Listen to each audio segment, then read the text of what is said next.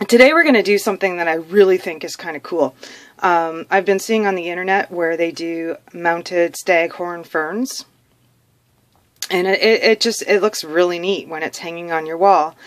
But staghorn ferns are a little harder to find. And orchids are actually pretty easy to find. I mean, they're in grocery stores everywhere. And they can also be mounted to wood and mounted on your wall or whatever. They will actually grow on the wood. So my oldest, he's been working on building a shed in the back, and because he had to dig post holes, he found some really cool roots that had to be dug up and cut out of the way to make room for his posts. And these are 2 pieces that I have. I do think I'm going to go with this piece here because it's bigger and it'll stand on its own, and I can put it in a saucer, because you still have to water your orchid once it's mounted on this wood. So the way you do it, normally you would use like fishing line or clear thread, but I don't have any of that, but I do have some thread that's very similar in color to sphagnum moss, which, yes, we use moss for this. So I have an orchid, and I've removed all of the rooting media that it came with. It was very wet, which is not a good state for orchids. They normally grow in trees, so it's not a situation where their roots would ever stay wet all the time, so they don't care for that if it's an epiphytic orchid. And you know, for such an exotic looking plant, like orchids really are not that hard to grow. They can be tricky to make them flower again, yes, but to grow them is not really that tricky. So we're going to mount this orchid probably about like this on this piece of wood. And it's going to look so cool when I'm done, because, you know, everything I do looks cool, right? No, just kidding.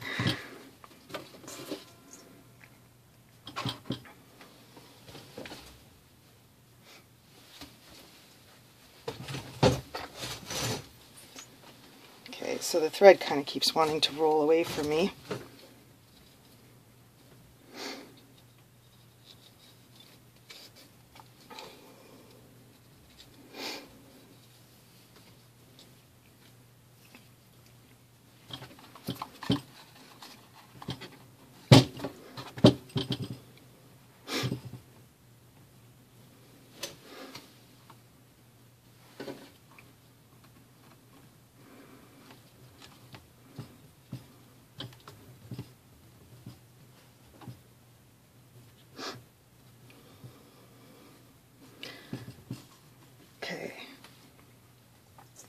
So you start off, you do want to put some moss on first, kind of as a cushion for the roots.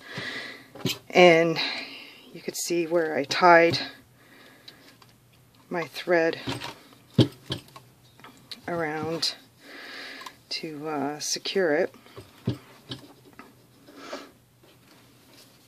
So normally when you mount an orchid, you put it with the crown of the plant facing down, but that's kind of tricky to do when it's already in flower. So I'm going to worry a little more about making sure it's kind of a pleasing arrangement. And then you put more moss, and you don't want your moss wringing wet. You know, it's just not good for plants if you do that. But you put some moss over the roots, and I'm trying to make sure I don't break my flower stalk off here.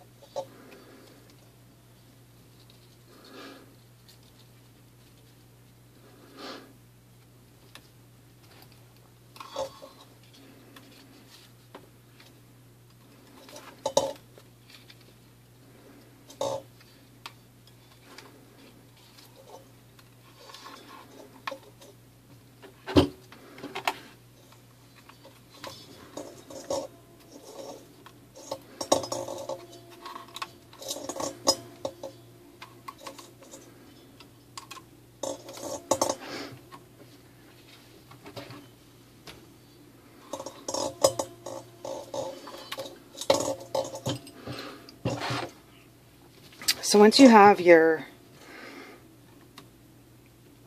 orchid securely wrapped, you just tie it in place. And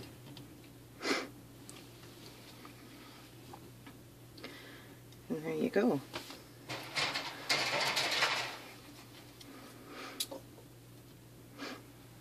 Now, eventually, your roots will grow along the root, and it'll be very secure in the growing media. And at that point, you could probably cut away the string if it bothers you, or you could use clear, like I said. And to water this, because I had someone ask me, like, if you saw my tomato cage mannequin, I had somebody ask me how you would water that. Well, clearly the tomato cage mannequin, it was planted with annuals. It was meant to be an outdoor thing.